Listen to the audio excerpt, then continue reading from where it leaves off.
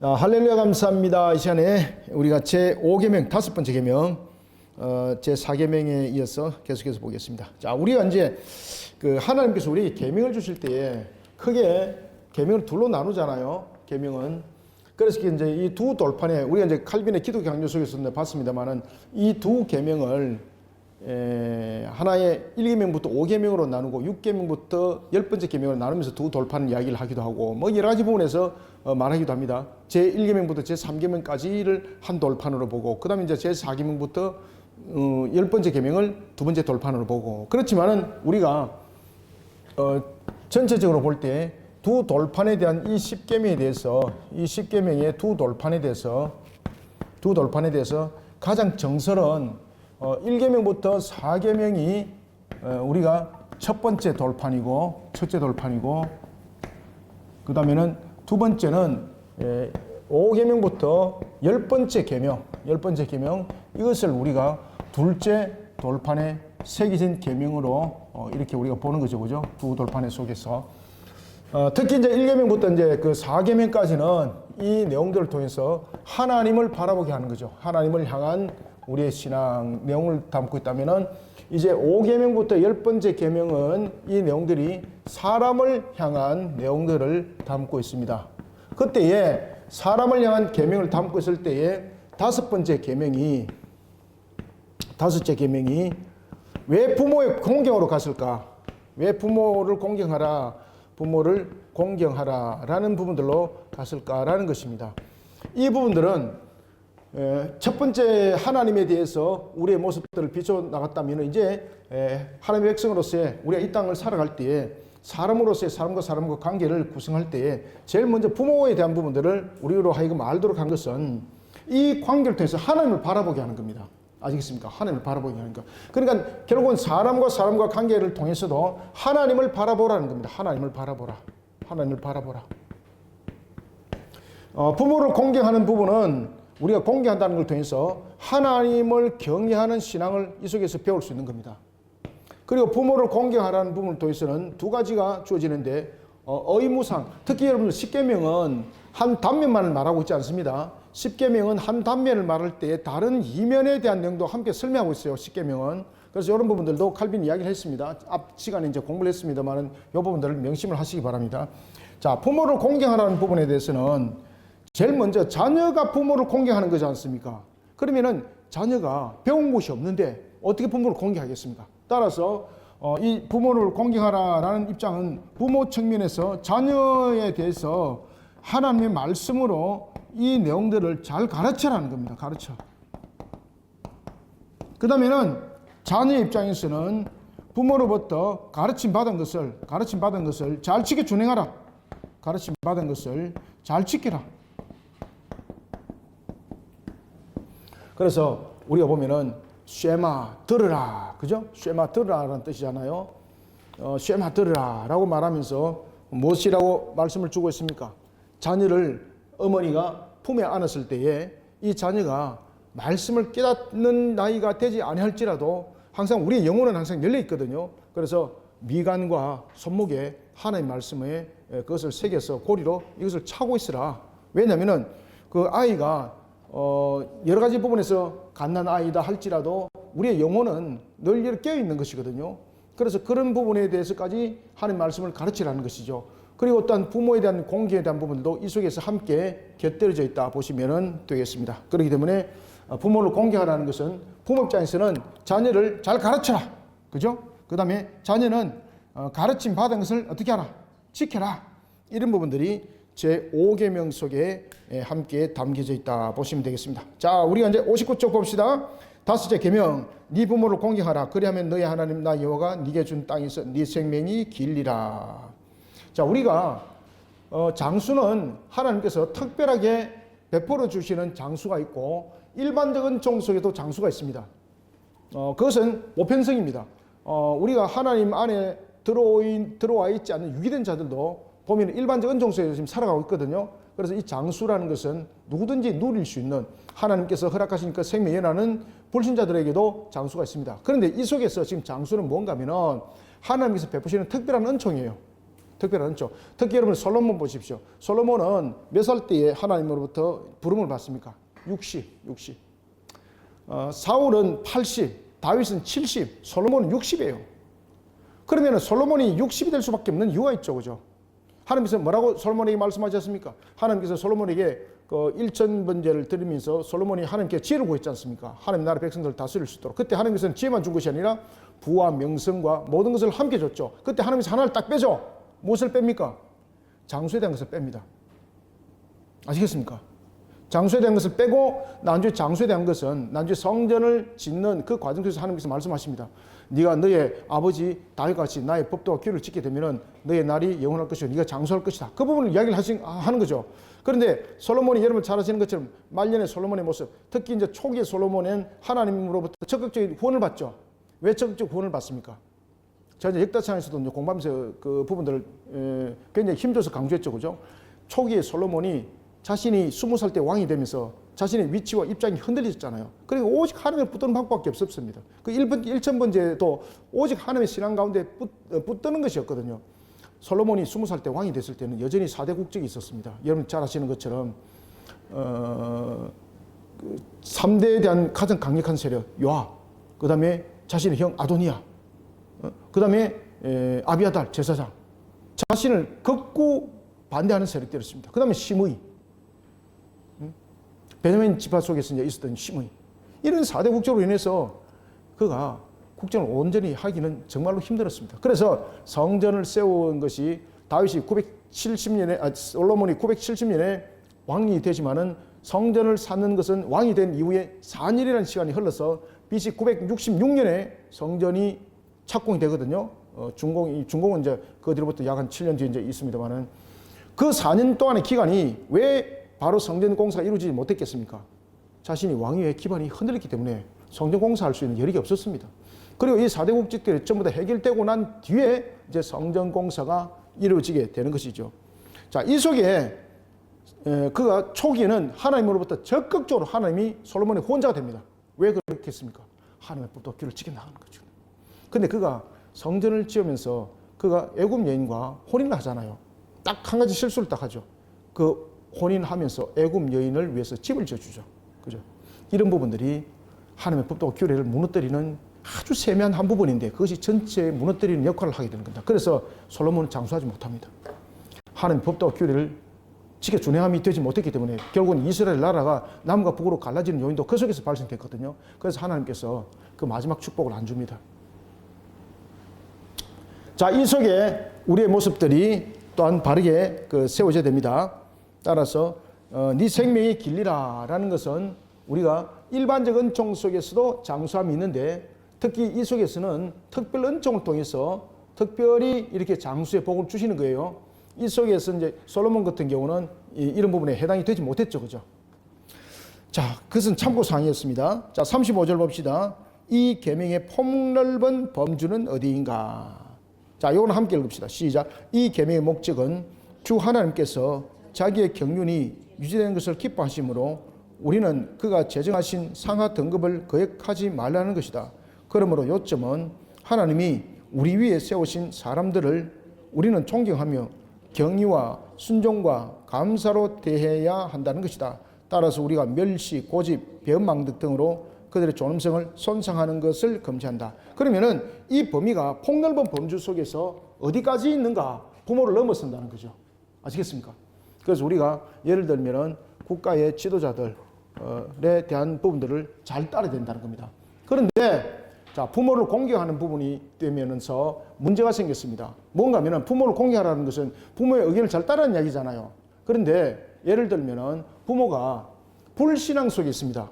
불신앙 속에 있으면서 내가 소원함이 있는데 네가 제발 예수를 안 믿었으면 좋겠다. 그러면 부모를 공경하는 측면에서 예수를 안 믿는 것이 맞나요? 그건 부모를 공경하는 것이 아니죠. 그러면 어떻게 되나요? 어떤 것이 부모를 공경하는 것인가요? 부모의 말을 거역하는 것이 공경인가요? 아니죠. 무엇입니까? 부모에게 복음을 전하는 것이 공경하는 것입니다. 아시겠습니까?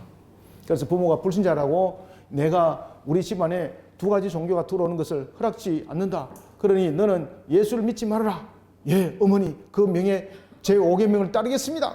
이것이 아니고 또는 한쪽 귀로 듣고 한쪽 귀로 흘려보내는 것이 아니고 부모를 공경한다는 것은 그 부모에게 복음을 전하는 것이 공경하는 것입니다. 그 부모에게 복음을 전하여서 그리스도인화를 만드는 것이 아니고 그 부모에게 복음을 전함으로써 하나님의 사명을 감당하면서 그 복을 흘려보내는 것이죠. 그 다음에 선택과 유기는 하나님의 결정이지 않습니까? 그죠? 그래서 부모의 공경은 그 속에 있다. 그 다음에 또 하나는 지도자. 자, 국가의 지도자가 있다. 부모를 공경하는 측면에서 지도자의 그 명을 잘 따라야 됩니다. 맞죠? 사도 바울도 그 이야기를 합니다. 그런데 또 하나는 이 지도자가 불신에 의해서 기독교를 박해하는 측면에서의 그것을 명했을 때는 그것을 따르는 것이 아니고 그것을 바르게 시정하여서 나갈 수 있도록 고민하고 또한 여러 가지 부분에서 이 과정 속에 걸러가는 것이 또한 공경이 되기도 합니다. 그래서 이 공경이라는 것은 위와 상하 관계를 말하고 있습니다. 칼빈도 그 이야기를 말하고 있죠. 그죠? 포괄적 측면에서 이 공경은 상하 관계를 말합니다. 상하 관계. 상하 관계를 이야기를 할 때에 이 상하 관계 속에서 무조건 명령을 따르라는 것이 아닙니다. 신앙 속에서의 이 내용들의 명령입니다. 이해됐죠?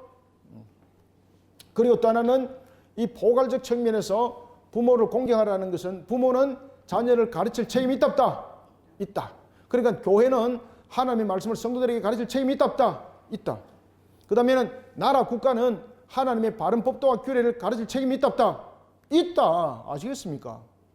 그래서 나라와 법도와 규례가 하나님의 법도와 규례 속에서 바르게 세워지는 그런 나라가 정통성 있는 나라고 그런 나라가 공의의 나라고 그런 나라가 하나님이 기뻐하는 나라입니다. 아시겠습니까? 자, 36절 봅시다. 명령. 자, 제가 이제 방금 이야기했던 부분들은 잘 아시겠죠? 부모를 공경하라는 것은 상하적 측면에서의 내용입니다. 근데 상하적 측면에서의 내용은 명령에 대해서 모든 것이 순종이 아니라 이 부분들이 신앙이 아닌 것은 신앙으로 반응하셔야 되는 거예요. 자, 60쪽 봅시다. 60쪽. 주의 임명으로 어떤 사람이 우리 위에 세워진 것을 알면 우리는 그에게 경애와 순종과 감사를 드리며 그 밖에도 우리가 할 수 있는 의무를 다해야 한다. 어떤 사람이든지 그들은 하나님의 섭리로 그 지위에 있게 된 것이며 이 일이 우리가 그를 공경하라는 하나님의 뜻을 정하기 때문이다. 아시겠죠? 그래서 부모를 공경하라는 것은 상하 관계에 대해서 내용을 이야기를 하고 있는 겁니다. 그럴 때에 우리는 위를 향해서 공경해야 될 이유가 그 속에 있다는 것이죠. 왜냐하면 그러한 부분들을 통해서 상하관계 측면에서 부모를 공경하지 못한다든지 지도자를 공경하지 못하면 하나님을 공경할 수 있느냐? 아니라는 이야기입니다. 자, 그러면은 이런 부분에 대해서 잘못된 부분에 대해서 불신앙을 야기시키는 그런 하나의 명령이 주어진 것도 그런 부모를 공경하는 계명 속에서 맞는가? 그건 아니라는 거죠. 부모가 그런 말을 했을 때는 부모에게 오히려 복음을 전하는 것이 부모를 공경하는 하나의 내용들입니다. 자, 보겠습니다. 자연 자체도 이 일을 우리에게 가르칠 것이다. 반항이나 고집으로 부모의 권위를 무시하는 자들은 사람이 아니라 기괴한 동물이다. 밑에 줄, 자기를 낳아준 부모들의 노고를 인정하지 않는 자들은 인생의 혜택을 받을 자격이 없기 때문이다. 그죠? 존경의 셋째 부분인 감사에 관한 것이다. 바울은 이 계명을 언급할 때마다 복종을 요구하는 것으로 해석한다. 그래서 사도 바울도 이 복종에 대해서 두 가지를 이야기합니다. 첫 번째는 로마 정부에 대해서 복종하여라. 그때는 로마 정부가 기독교에 대해서 우호적 내용들을 가지고 있었습니다. 그런데 다음에는 그 이후에 서신서는 그들에게 복종하지 마라. 사도 바울이 이야기를 하고 있습니다. 왜 그렇겠습니까? 그 이후에는 이 로마 정부가 기독교를 완전히 박해 대상으로 여겼던 것입니다. 그래서 다윗의 초기의 서신은 로마에 대해서 복종하여라 라고 말하는 것은 그 당시에 로마는 기독교에 대해서 적대 세력이 아니고 우호적인 모습도 있었습니다.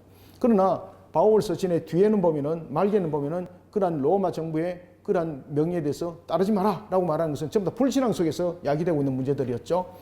특히 이제 탄압이 그 속에서 야기되니까 이 로마를 향해서는 하나의 대항할 세력으로 보고 그들의 명예에 따르지 마라 라고 말했던 것들은 바울 서신의 전기와 후기가 내용이 다른 이유는 바로 그런 내용 속에 있는 겁니다.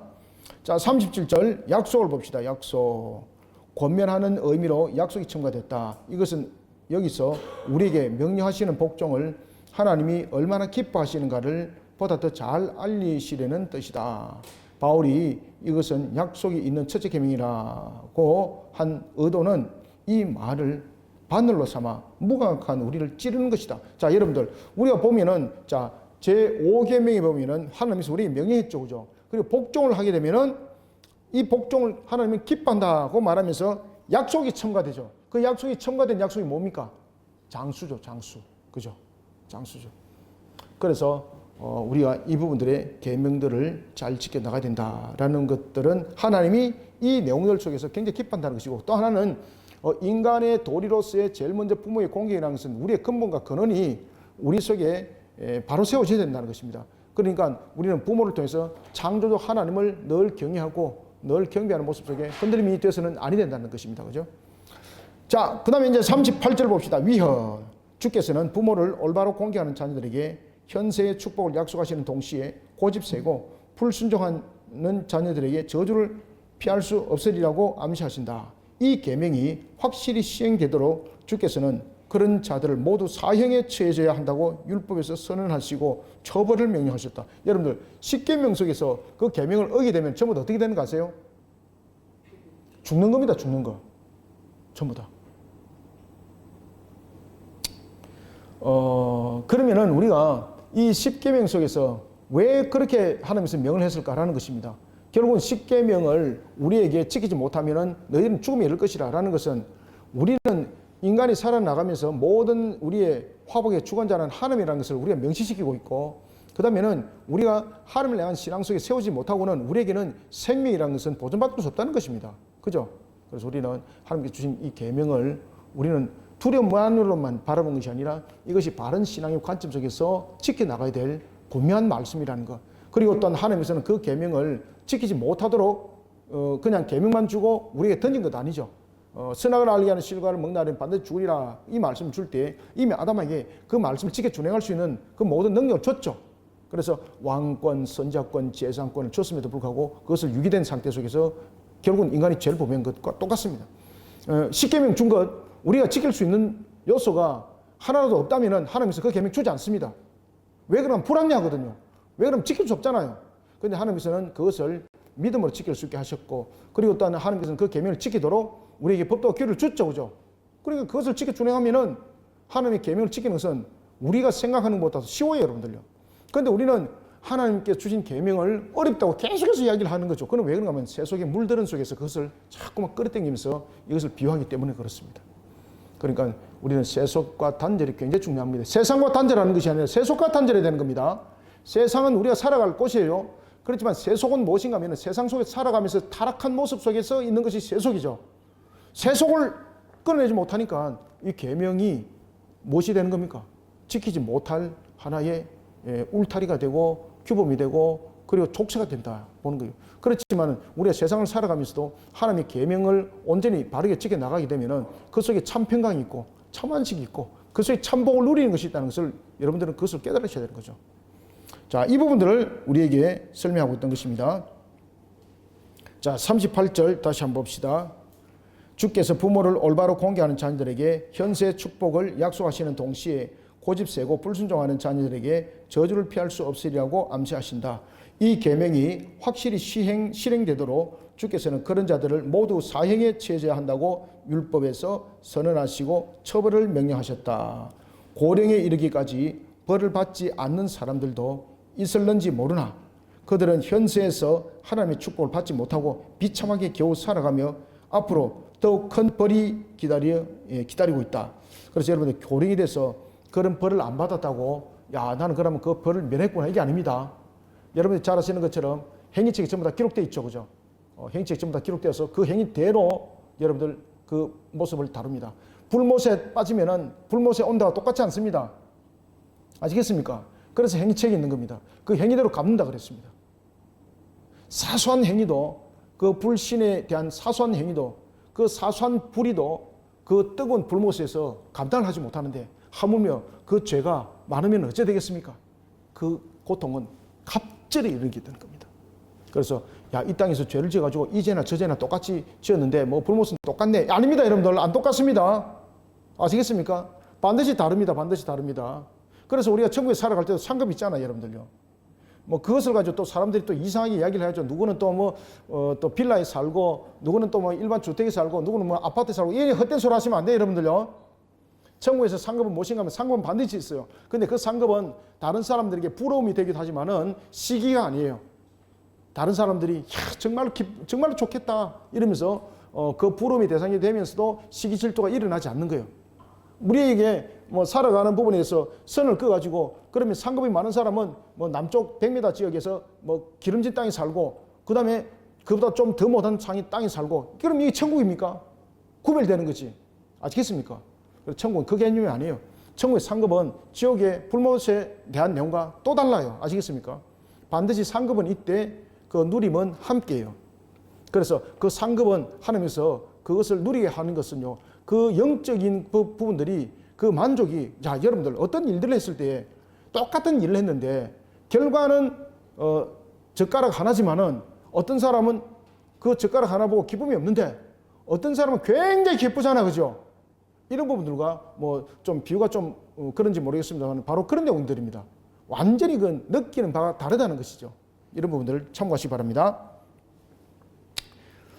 자, 그래서 고령에 이르기까지 벌을 받지 않은 사람들도 있을는지 모르나 그들은 현세에서 하나님의 축복을 받지 못하고 비참하게 겨우 살아가며 앞에는 더 큰 벌이 기다리고 있다. 아시겠습니까? 앞에 더 큰 벌이 기다리고 있습니다.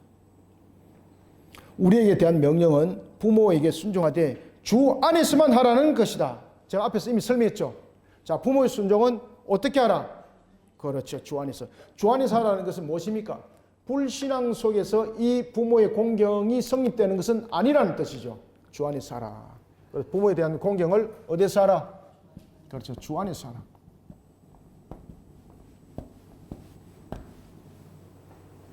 그러니 부모가 불신앙 속에서 야야, 우리 집안은 대대로 절간에 참 이렇게 사안한 집안인데 어찌 네가 교회를 갈 수 있느냐. 그러니 정신 차리고 빨리 우리 본인의 모습대로 돌아온다. 그렇게 해가지고 자신의 신앙을 버리는 것이 아니고 주 안에서 그 부모에게 복음을 전하는 자가 바로 부모를 공경하는 계명에 이룬 자입니다. 아시겠죠? 그러한 자 장수할 것이다. 그죠? 하나님께서 그 속에 상급이 함께 있죠. 여러분들이 불신 부모 속에 있다면은 그 부모님들에게 복음을 전하는 자녀들이 되시기 바랍니다. 자, 그 다음에 이제 제 6계명입니다. 살인하지 말지니라. 자, 여러분들, 살인이라는 것은 죽음을 말하고 있는 거지 않습니까? 살인. 우리가 인명이라는 것은 하나님께서 우리에게 모든 생명을 주심이에요. 우리의 생명은 우리의 것이 아니에요. 그 한때는 이제 그 유럽에서 자살이 많이 일어나다 보니까 로마 가톨릭이 이 자살에 대해서 죄와 연결을 시켜서 가르친 적이 있습니다. 죄를 연결시켜서. 그러나 우리는 이 자살에 대해서 이런 부분들을 조금 더 구별해야 될 내용들이 있는데, 자살도 보면은 순교적 자살이 있고, 그 다음에는 병으로 인한 자살이 있고, 그 다음에는 자신의 생명을 자신이 해하면서 해하는 자살이 세 가지 유형이 있습니다. 아시겠습니까? 우리가 정신적 질환으로 인해서 자신이 자살했잖아요. 그러면은 이것은 자신이 의도한 바가 아니죠. 그죠? 병으로 인한 내용들이죠. 이런 부분들은 구별되어야 될 점이 있다. 그래서 그러한 부분들을 치료를 해야 될 부분들이 있다. 그 다음에 또 하나는 우리가 예를 들면은 뭐 이런 소리는 하기는 좀 그렇습니다만은 뭐 부엉이 바위에서 떨어졌다. 그건 자신의 생명을 자신이 그냥 버린 거잖아요. 그죠? 어떤 사건을 무마를 하기 위해서 자신을 던진 거잖아요. 이건 순교가 아닙니다, 여러분들. 이건 질병이 아니에요. 이거는 엄격하게 다루어질 내용이에요. 그래서 우리는 이런 자살이라는 부분들을 방조를 한다든지 또는 동조를 한다든지 이런 속에 사상들을 만들어 가시면 안 돼요, 여러분들. 우리는 이 나라는 이상하게 이 자살을 통해서 이상한 사상들 구조를 만들어 가고 있어요, 여러분들요. 이게 말도 안 되는 소리예요, 여러분들. 그러니까 청소년들 보십시오. 뻑하면 그냥 뛰어내리잖아요, 여러분들요. 그러면서 단체로 3명, 4명씩 짝져가지고 뛰어내려가 다 죽어버리고 말이에요. 우리나라가 여러분들 OECD에서 제일 자살이 많지 않습니까? 그 위에 사람들이 본을 보이니까 그거 따라하는 거예요, 여러분들. 그래서 우리는 어떤 관계 속에서도 자살은 금지돼야 됩니다. 생명은 하나님께 있습니다. 아시겠습니까? 우리가 뭐 정신질환적 측면에서 자살하는 경우도 이렇게 막 긍정적으로 계속해서 이야기다 보면은 이게 또 자살을 마치 미화시키는 내용들이 돼버려요. 그래서 자살은 첫 출발은 자살은 금하는 것으로서 모든 것이 이루어져야 되는 것입니다. 충동이 일어나는 병적인 요소 속에서 충동이 일어나는 것은 치료해야 되는 거잖아요. 그죠? 그런데 우리가 대체로 이제 일어나는 자살들의 그런 행위들을 보면은 충동이잖아요. 병적인 요소라기보다는 충동이잖아요. 그죠? 이거는 하나님께서 반드시 묻습니다. 반드시 묻습니다. 그래서 이제 로마 가톨릭에서는 그런 자살들이 많이 일어나니까 자살하면 전부 다 지옥 간다. 이렇게 그들 교리를 만들게 됐습니다. 자, 봅시다. 살인하지 말지니라. 자, 이 계명의 뜻은 무엇인가? 자, 목적을 한번 읽어봅시다. 이 계명의 목적은 시작. 이 계명의 목적은 주께서 인류 전체의 일종의 통일성이 있도록 한데 묶어 두셨으므로 우리는 각각 전체의 안전을 생각해야 한다는 것이다. 요약하면 이웃의 신체를 해할 일은 폭행, 상해, 기타 어떤 것이든지 일체 금지하신다. 따라서 이웃의 생명을 구하는 데 도움이 되는 것은 무엇이든지 충실히 이용하라고 명령하신다. 자, 그럼 여러분들 보시면은 제가 앞에도 말씀드릴 때에 십계명은 명령이 있을 때에 그 뒤에 다른 이면의 명이 있다 그랬죠. 자, 살인하지 말라라고 말한다면 살인하지 말라로 끝나는가요? 아니에요. 이웃을 구하라 명령도 그 속에 함께 있어요. 그래서 이웃을 구하지 못한 자는 그 살인의 동반자들이 보시면 돼요. 그래서 우리는 이 자살하는 부분에 대해서 그냥 안타까워만 하면 안 돼요, 여러분들요. 그 부분들을 적극적으로 막아나가고 그러한 부분에 대해서 바르게 영적 치료를 하는 길이 있어서 우리는 책임을 질 줄 알아야 돼요, 여러분들요. 지금 이랬죠, 그죠?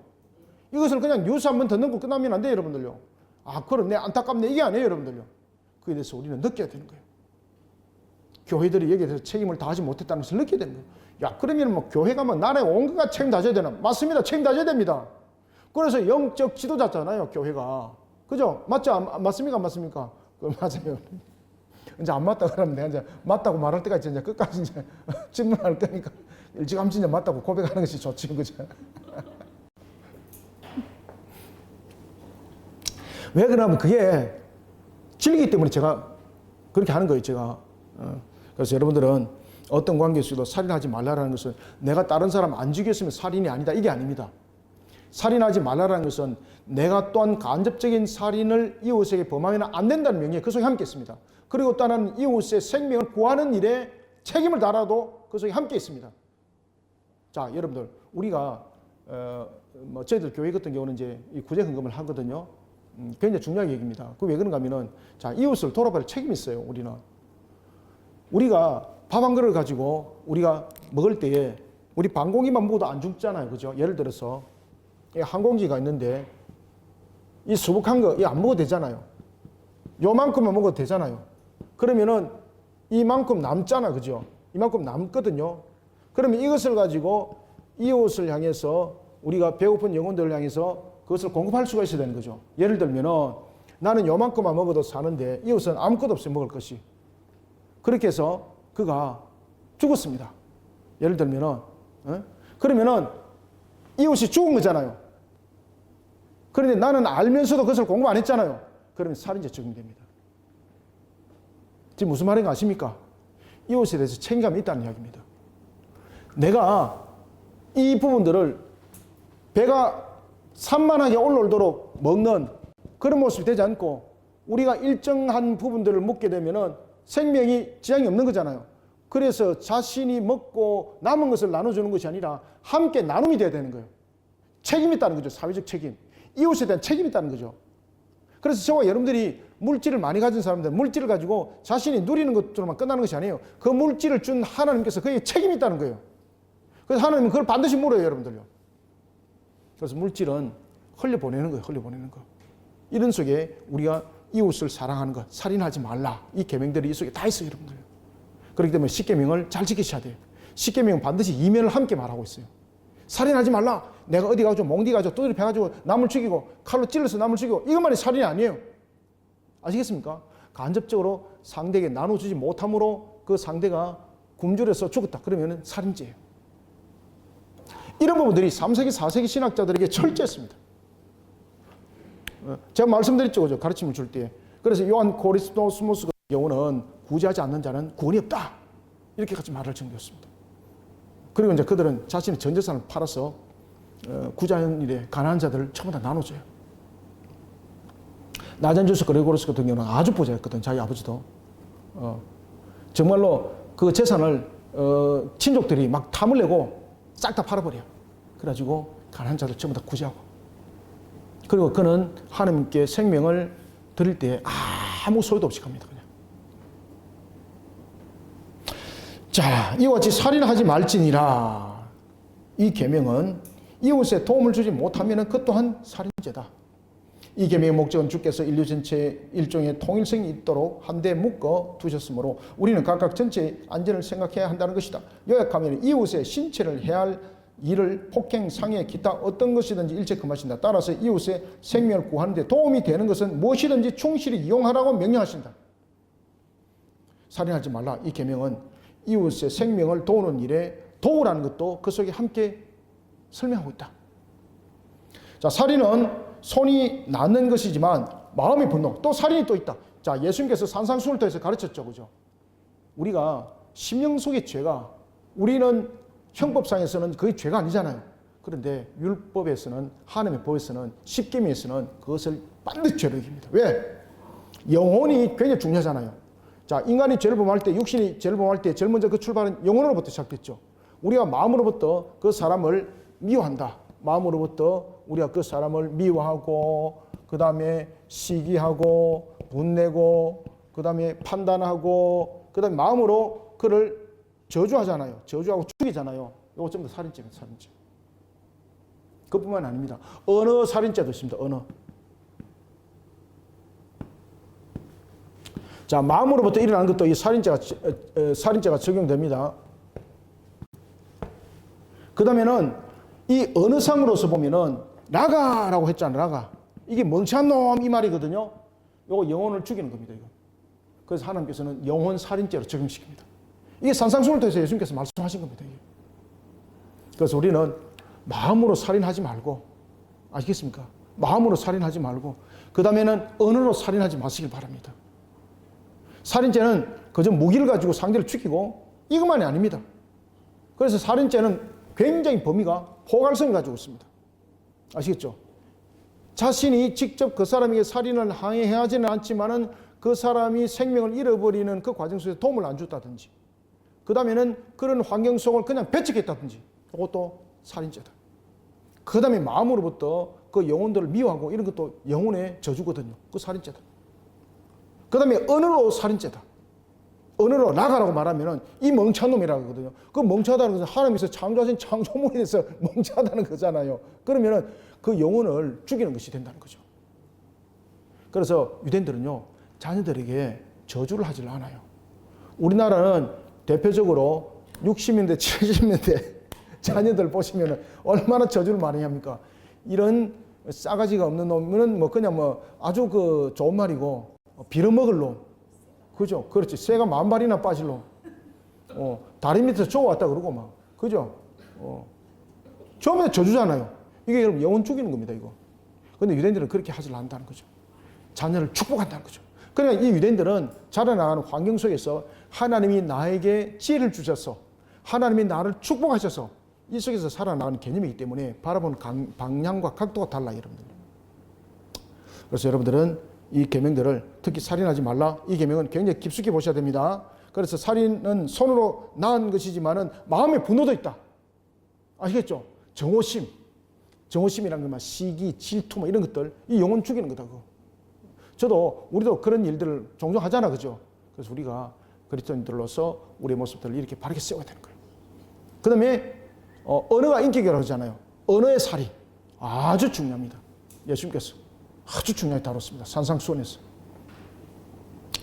자, 이거 아시겠죠? 자, 그 다음에 이제 제 40절 봅시다. 40절. 자, 이 계명이 생긴 이유는 그럼 무엇인가? 자, 함께 읽어봅니다. 시작. 성경은 이 계명에 대해서 인간은 하나님의 형상인 동시에 우리의 혈육이라는 이중의 근거를 말한다. 그런데 하나님의 형상을 침해하기를 원하지 않는다면 우리는 이웃을 신성하게 생각해야 한다. 이웃의 안전에 해로운 일을 실행하거나 시도하거나 원하거나 계획했다면 그것은 무슨 죄다? 그렇죠. 살인죄로 간주됩니다. 아시겠죠? 그죠? 그래서 우리가 참된 그리스도. 그러니까 우리가 이 10계명에 우리가 이 제 6계명만 똑바로 지켜도, 그죠? 이 6계명만 똑바로 지켜도 그리스도인의 참 가치 나타낼 수 있는 거잖아요. 그래서 우리가 10계명을 잘 지켜야 됩니다. 10계명을 지켜 준행할 때에 참 우리가 그저 율법주의 속에 살아가는 것이 아니라, 우리만을 바라보면서 살아가는 것이 아니라 바로 하나님의 형상을 돌아보게 하는 그런 삶이 이루어지거든요. 그러니까 10계명 잘 지키셔야 됩니다. 10계명 공부 잘 하셔야 돼요, 여러분들요. 저희들은 이제 주일학교에서 10계명을 중심으로 가르쳐요. 10계명을 중심으로 풀어서 가르치고, 또 외워서 가르치고, 그 다음에 이제 이런 부분들을 여러 가지 적용을 시켜서 가르치고, 그런 내용들을, 일들을 하고 있어요. 자, 다음에 이제 7번째 계명. 자, 이 7번째 계명도 마찬가지입니다.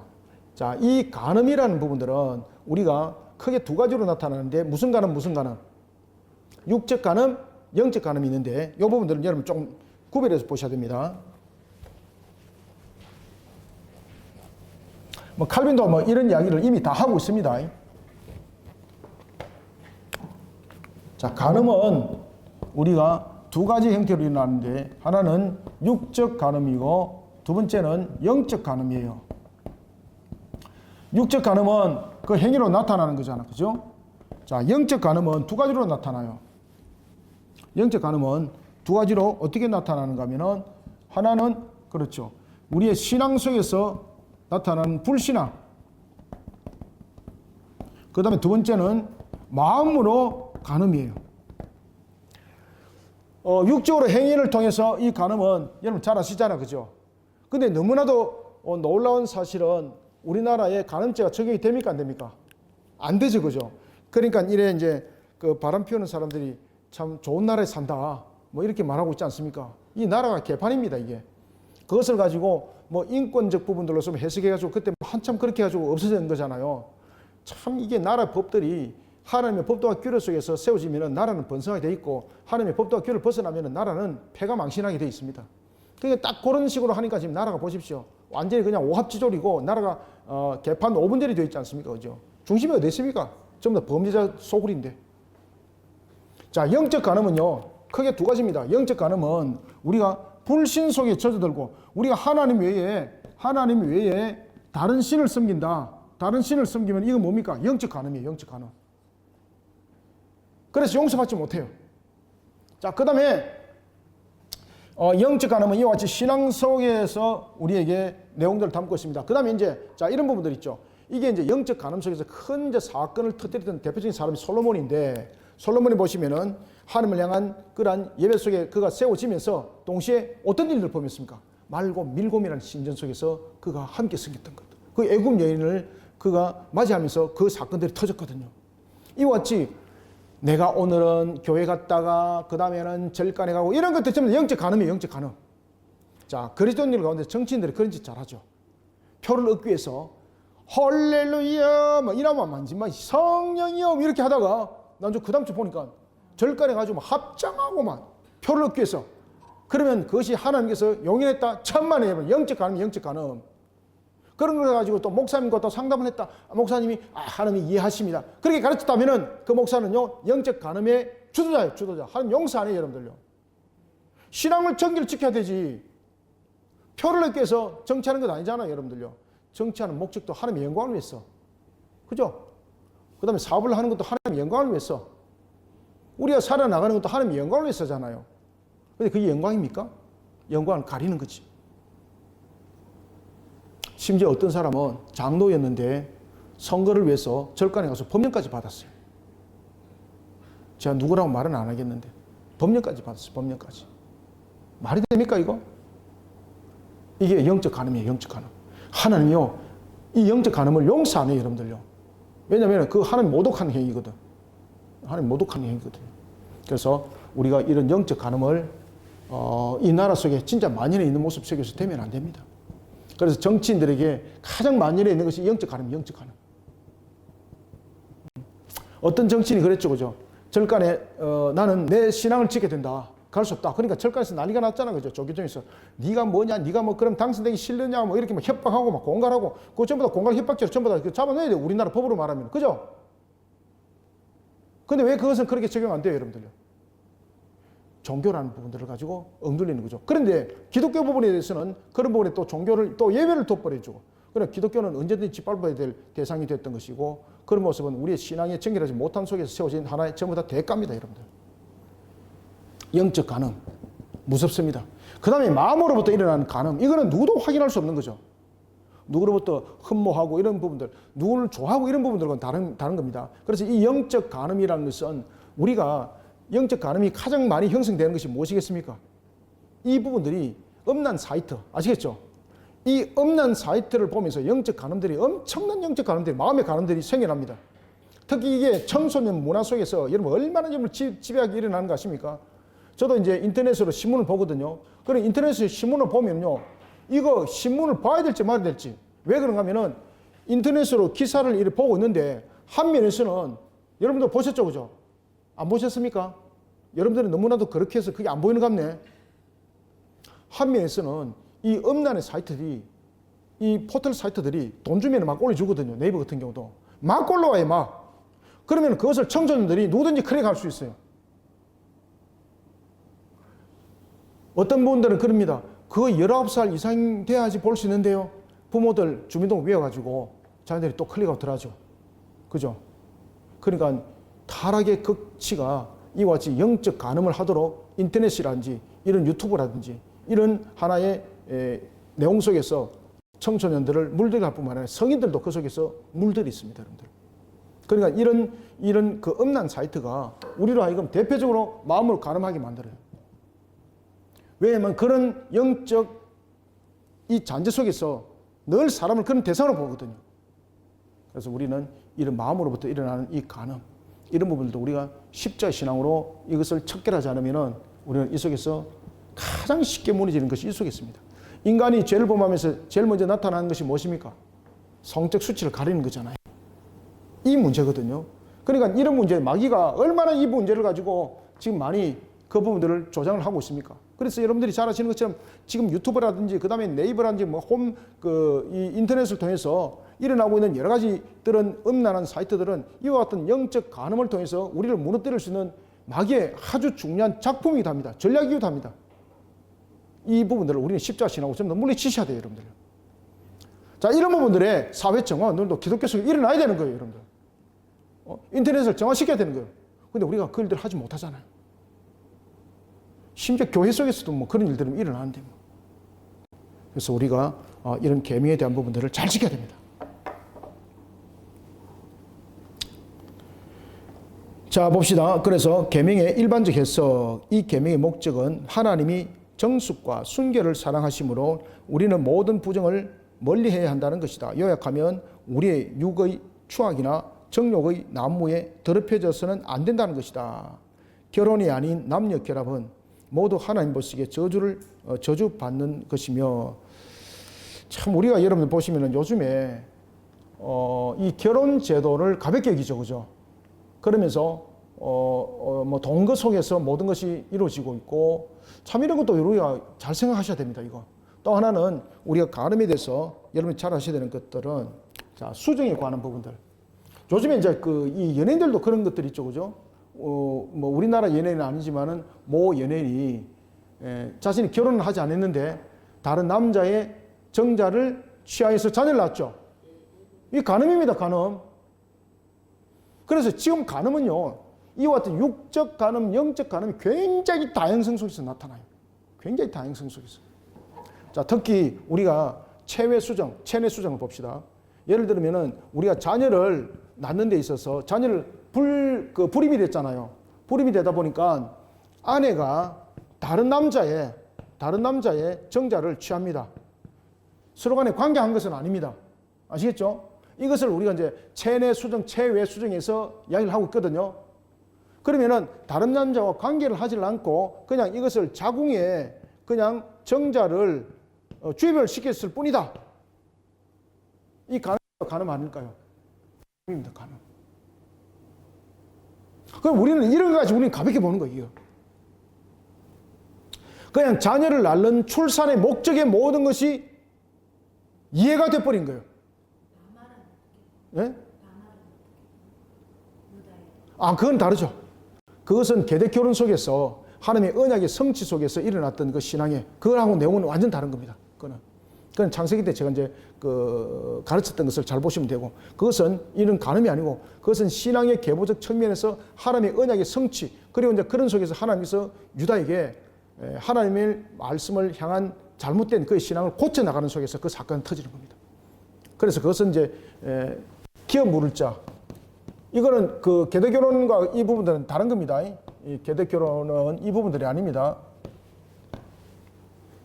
계대결혼은 이제 뭔가 하면 이제 그 당시 이제 언약의 성취하는 측면에서의 그 장자의 혈통을 이어가는 겁니다. 혈통을 이어가는 거.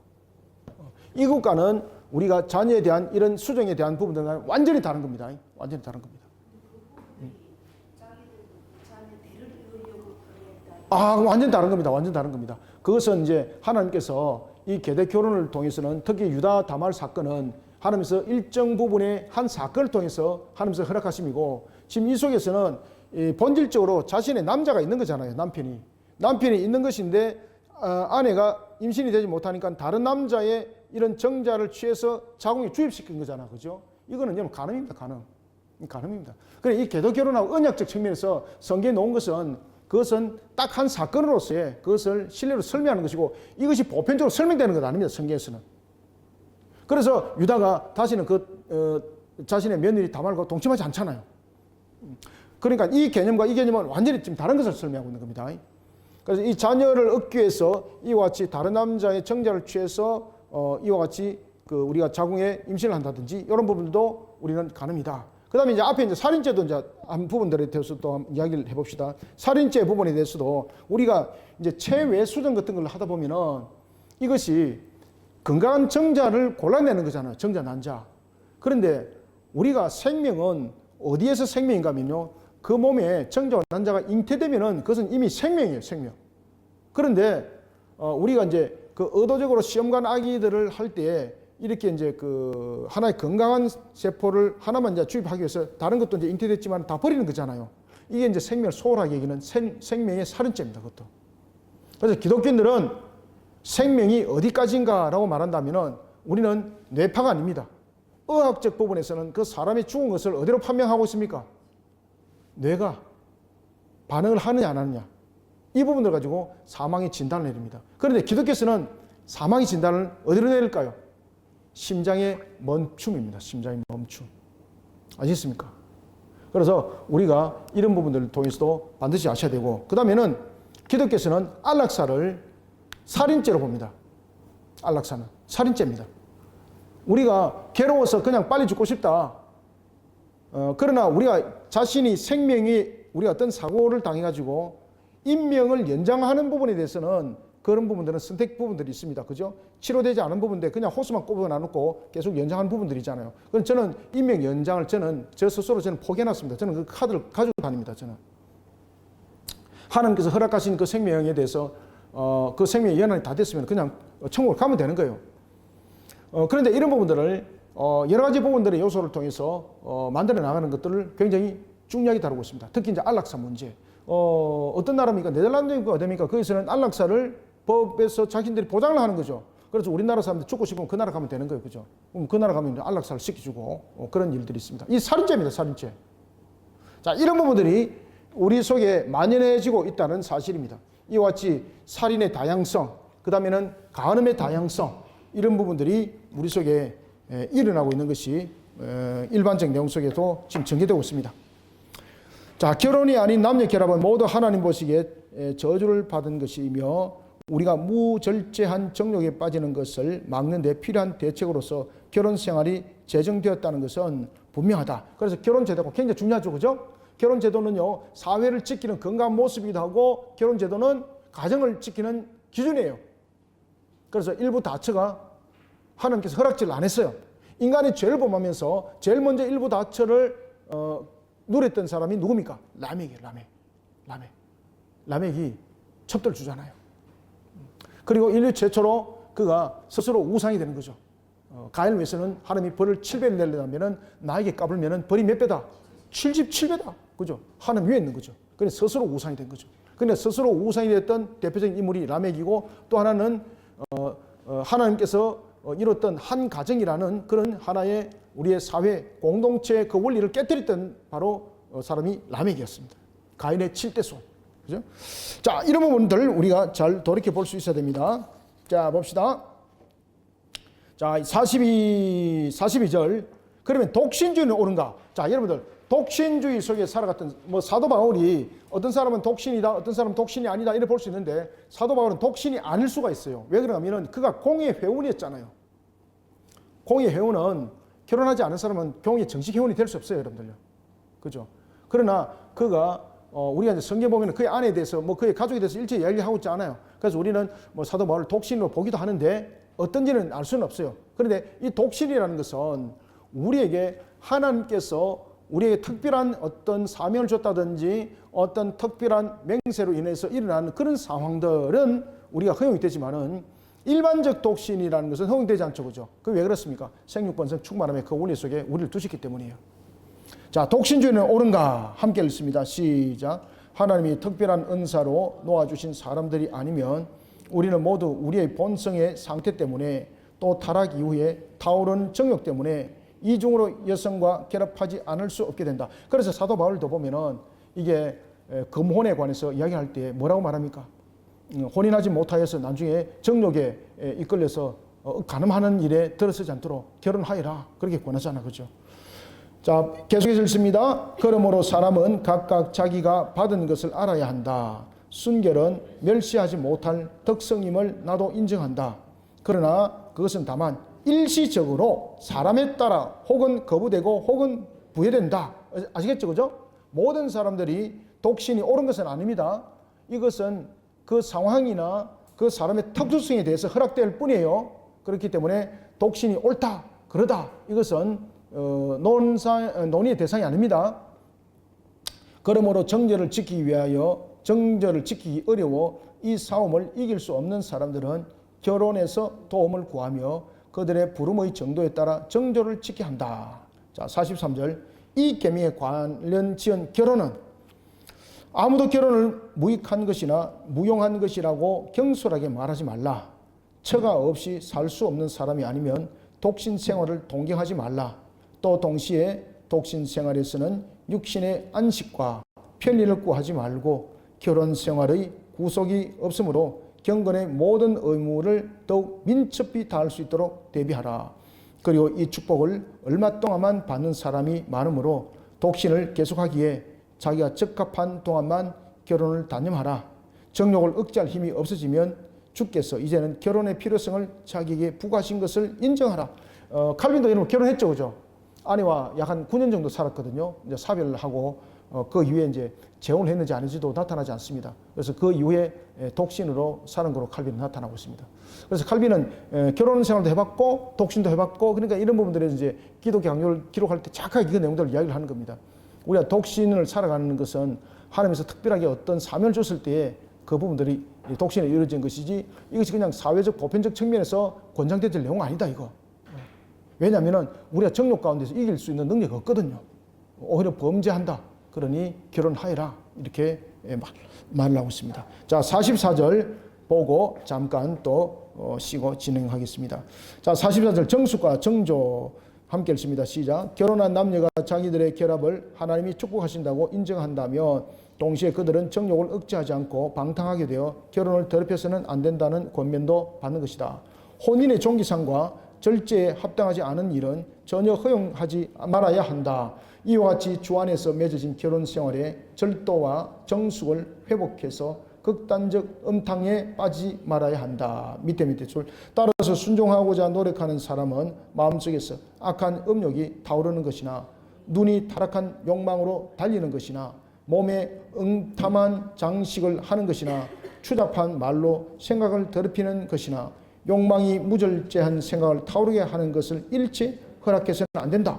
왜냐하면 이런 종류의 죄악은 우리 정조의 순결을 더럽히는 오점과 같기 때문이다. 그래서 우리가 십자가 신앙으로 자신을 바르게 세우지 않으면 이런 부분들에 무너짐을 당하게 되어 있습니다. 자, 잠깐 쉬고 또 우리가 제8계명 8번째 계명으로 진행하겠습니다. 감사합니다. 수고하셨습니다.